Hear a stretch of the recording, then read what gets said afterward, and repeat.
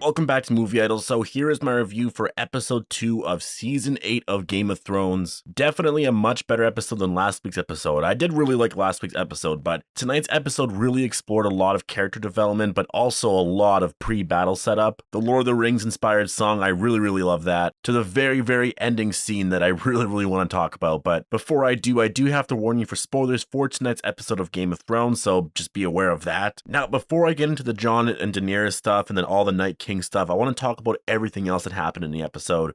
One, Jaime meets Daenerys for the first time, or I guess not really the first time because they met in season 7, but it was more of a formal meeting. Dany's really questioning Jaime, like, you killed my father, and my brother, Viserys obviously, told me so many stories, and we also just talked about what we would do to the person that killed our father. Sansa also questioned him like crazy, like there was just a lot of pressure on Jaime in that moment. The only ally he really had there, I guess besides Brienne, but it was Tyrion, which made Dany question Tyrion's allegiance as well. I love when Bran says, the things we do for love. Is it just me, or is it kind of weird that all of us just seem to remember like a piece of dialogue like that?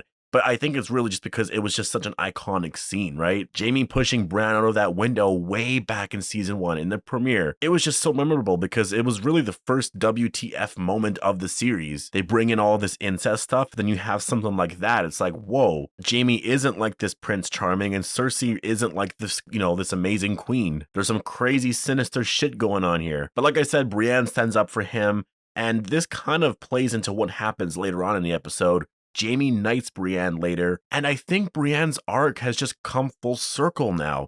Because if you think about it, I mean, I guess she was sworn to protect the Tyrells and stuff back in the day, but her main objective, I would argue, just for the whole series was to protect the Stark children. And she kind of has. She is protecting them here at Winterfell, but she's now a knight, right? Like she's just built, her arc is just built up into this point, and it's kind of just come full circle.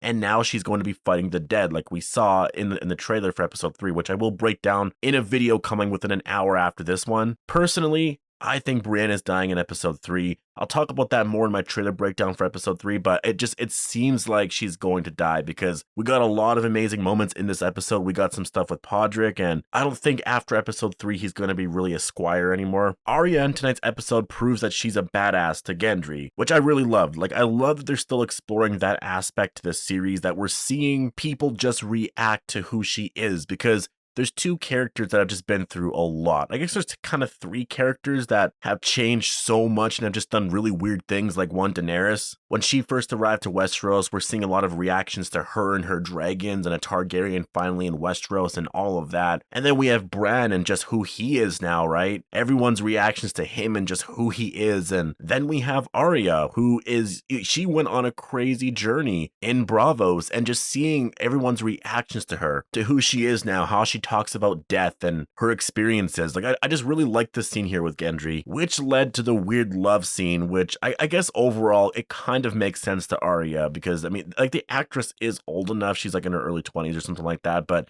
it felt very weird watching that. It just took me by surprise. I was just like, I don't know, I was a little uncomfortable, but I mean, I guess she's of age. I don't know. I am wondering though if both of them are going to survive this whole entire fight or to the end. I do think Arya is going to survive. I really feel like she's going to. I don't know about Gendry, but I feel like he should, because he's a Baratheon, and I would love both of them to be together in the end, because we'd have a Baratheon and a Stark together, right? If Jon or whoever can give him his official name and he would just be a Baratheon, I would love that. That's kind of a nice ending, to be honest. Now, Daenerys questioned Tyrion's ability as hand to the queen, and that was her like main plot point, I would say, in tonight's episode until the end. And she's worried mostly because of this news that Cersei isn't bringing her army up north. But we did get a lot of characters that were supporting Tyrion, like Jorah for one, but Dany is still questioning his allegiance. And that didn't really get wrapped up in tonight's episode, so I'm guessing it's going to be happening in the next few episodes too, because I also am wondering about his allegiance. I know Tyrion's a good person. Everyone's saying he is, and I do, like, obviously he is, we know him, but Jaime told Tyrion in tonight's episode that Cersei is really pregnant. Like, yeah, she lied about that, but this she's not lying about. She's really pregnant.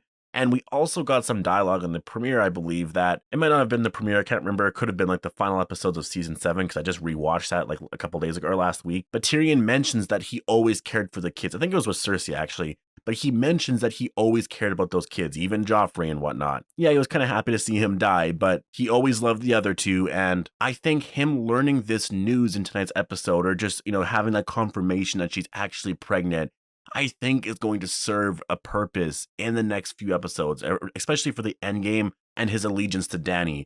Like, I think at the end of the day, he's going to believe that this child, no matter who this child's mother is the future of House Lannister. And I think he's going to want to preserve that. And so I think we're going to be in for a really tricky situation coming up very soon. I think after this battle, there won't be really anything coming of that. But I think at the very end, in episode 5, because I think episode 6 will wrap up some stuff, but I think episode 5 is going to be like the final confrontation, and then the finale is going to just, like I said, wrap up some storylines and just kind of end the series, right? So I think in episode 5, there's going to be a scene with Tyrion and Dany with Cersei, and I mean, Tyrion's going to have to make some choices. It really is as simple as that. Tyrion won't kill Cersei. He really just can't, especially if she's pregnant right now. Maybe Tyrion dies for that child, and Cersei ends up, changing her ways because of that, if they're under pressure, or I don't even know. I'm just kind of rambling about that, but I do think Tyrion's allegiance is still more to the Lannisters, what it means to be a Lannister and like the Lannister family, more so what it means to Cersei. But I think he's still a Lannister over obviously supporting Daenerys, and so I think if Daenerys is going to do things that's going to affect the Lannister family,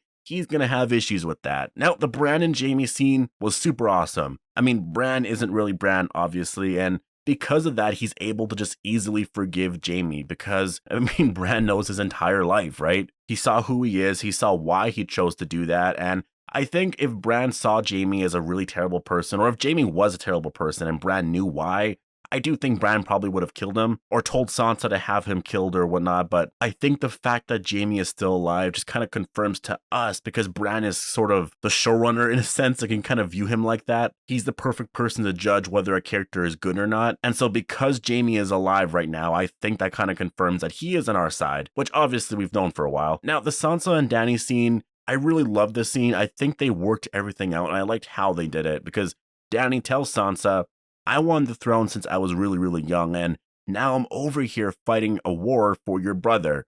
Who manipulated who? Because Sansa was worried that Jon was being manipulated by her because men do stupid things for women. But in the end, no, it's Daenerys here for Jon. And how that happened seemed to really work well, but it seems like bending the knee, it seems like that's an issue. And I do think it's going to play a role into the end, which I just feel like the only way to really reconcile that is to have the Iron Throne destroyed. And so maybe Daenerys rules the throne, or not the throne, but just rules Westeros, or not Westeros, but King's Landing, and it'll just go back to the way it was before Aegon Targaryen landed in Westeros. We'll just have a king in the north, or I guess Lady of Winterfell, right? The Theon and Sansa scene I really, really liked. That arc also wrapped up there, which makes me wonder if we're going to see Yara again. I don't think we're going to, unless there's like a scene at the very end of the series where Theon returns home, but I don't know if we're going to see Yara again, to be honest. Also, the Umbers are gone. I guess that was confirmed in last week's episode, but I didn't think they were all gone. Tormund mentions that the Umbers are now fighting for the Night King, so that is just ridiculous to hear, but super amazing, because the Night King is coming. Like, it is such a reality now. Like, they all know that the White Walkers have crossed the wall. It's just crazy that we're in this situation right now. Speaking of the Night King, Bran confirmed a lot of information. He confirmed that the Night King wants him specifically, that he tried to kill other three-eyed ravens in the past, but he's failed. The difference is now is that he's marked Bran, so he knows exactly where Bran is, and now will be coming for him. And he also suggested the Night King's motive, that he wants to kill specifically Bran. He wants to wipe out the three-eyed raven because the three-eyed raven is the world's memory. So in killing Bran, you're erasing the world's memory, and he also wants to have an endless night. So I'm just like, is that his motive? The way they spelled it out, the reveal of it, like I support that motive if that is his motive. It's kind of cool. I mean, he really is just like an evil villain. He's death. He's literally just death coming to Westeros. I was partially hoping that there was going to be more, and I feel like there might be, but I guess we'll find out in next week's episode, right? Bran is planning to wait in the Godswood. He wants the Night King to come for him. Will the Night King be able to see that? There's a bunch of weird stuff happening there, but yeah, I'm really excited for that. Tonight's episode had a lot of battle prep, and I mean a lot of battle prep. Actually, we had Tywin. He was mentioned in tonight's episode by Jaime and Tyrion, which was nice to hear. Jorah also got the Tarly sword, which I made a mistake in my last video. I should have realized that. Grey Worm also prepped for battle, so I think, so far anyways, I have two death predictions. It's going to be Grey Worm and Brienne of Tarth. but I'm going to do a death predictions later this week, probably tomorrow actually, and so stay tuned for that. I'll give my reasons why. The song in tonight's episode was really amazing. It just really reminded me of Lord of the Rings. I think it's called Jenny and the Old Stone, or Jenny of the Old Stones, or something like that. I think it's by Florence and the Machines. So far, I'm really loving episodes 1, 2, and I'm obviously expecting to really like episode 3. But if you combine all 3 episodes, just the way they're structured, episode 1 was their arrival to Winterfell. It was the introduction to having a Targaryen in the North for the first time in a very long time, obviously excluding Jon. It was Jon finding out this crazy news. And then you had episode 2, which was like sort of the prep to the battle. It was more character development, but a lot more revelations. The Jon and Dany stuff happened. It was nighttime. The Night King arrives at the very end, or I guess some White Walkers arrived. And you get this song. And then in episode 3 is going to be the crazy battle. So I hope HBO releases something where they just have all 3 episodes airing all at once together. Because I imagine episode 4 is going to be the aftermath, and they're going to be on their way to King's Landing. It'll be very different, but like these 3 episodes here are going to be like this amazing, just prep for this crazy battle. But the big thing happened at the end of this episode.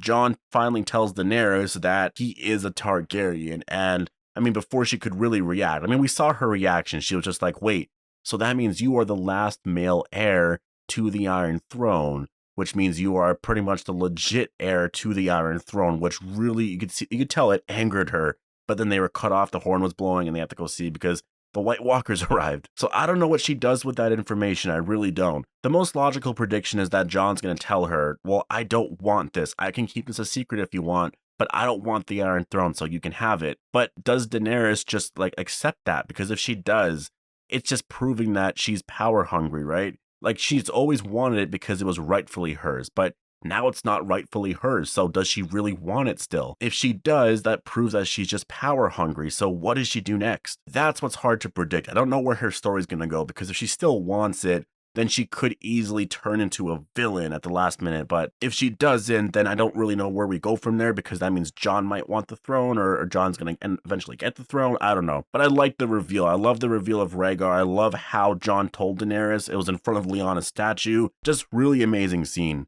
But the final shot of tonight's episode was the White Walkers arrived, and there's a lot more White Walkers than I thought.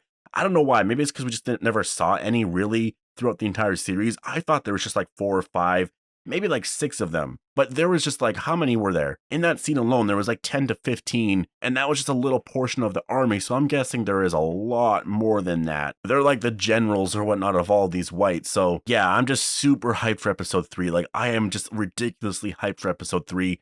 We have, at the end of this week, we have Avengers Endgame, which is going to be really insane. And then we have Sunday, which is going to be the battle at Winterfell. So crazy time to be alive. This week's going to be really, really amazing. But post your review down below. What did you think of tonight's episode of Game of Thrones? Remember to stay tuned for my episode 3 trailer breakdown coming out within the hour. Hope you guys all enjoyed the video, and thanks for watching.